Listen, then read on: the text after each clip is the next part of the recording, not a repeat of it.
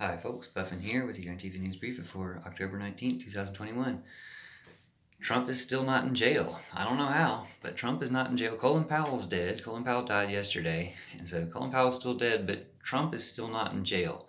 And what's the connection there? Well, today, October 19th, Trump was talking trash about Colin Powell. Now I was talking trash about Colin Powell yesterday because he lied to get us into war in Iraq. Other people have been talking trash about Colin Powell since then, which is going to happen when you die. It's not like people have been waiting for you to die because they're afraid of saying anything about you before you die.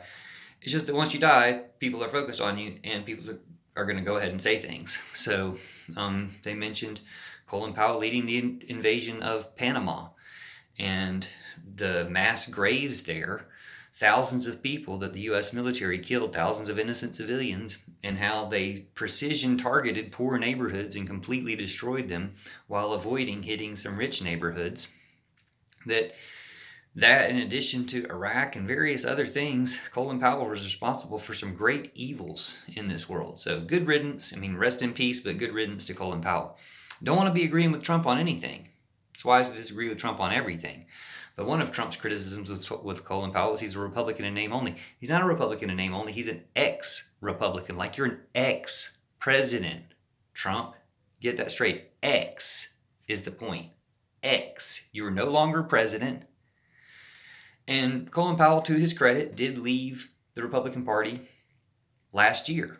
How he could go through 3 years of a Trump presidency, somebody who was going to leave the Republican Party, go through 3 years of Trump presidency before leaving, I don't know. That's insane. Other than maybe thinking he's going to recapture the Republican Party from Putin, from the treason of Trump.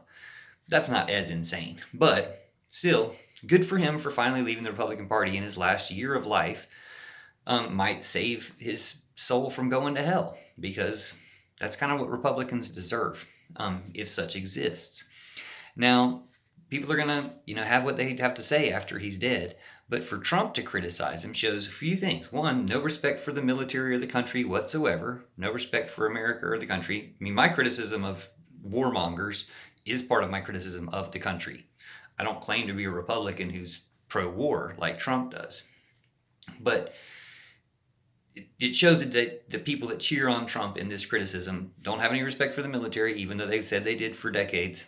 They don't have any respect for the country, even though they claim they're America first, which is just a KKK slogan. That's the country, with spelled with a K, that they represent and respect and want to bring back. And it's the one we must put to rest, to death, must ended forever, never to return. Not any more zombies coming back, because this is like a zombie reanimation of Hitler's Nazis, who also, they got it from Americans. The KKK were Nazis before the Nazis were. And so that's where Hitler got it from and then passed it back through Trump. We need to root it out so it never comes back. Stake it down. Stake the heart so it never comes back again.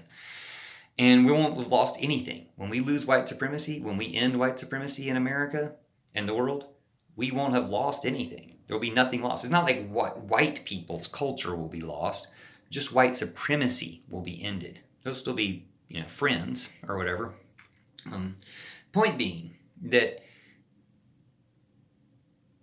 Trump is still out of jail somehow and still making a fool of himself, which is good in a way. It's kind of showing people what side they're on, that they're on Putin's side, that they're anti-American, things like that. But just bad in a way too, because he's going to keep making things worse and keep encouraging people. Now, they did raid a Russian oligarch's house. The FBI just raided a Russian oligarch's house right before I started making this video.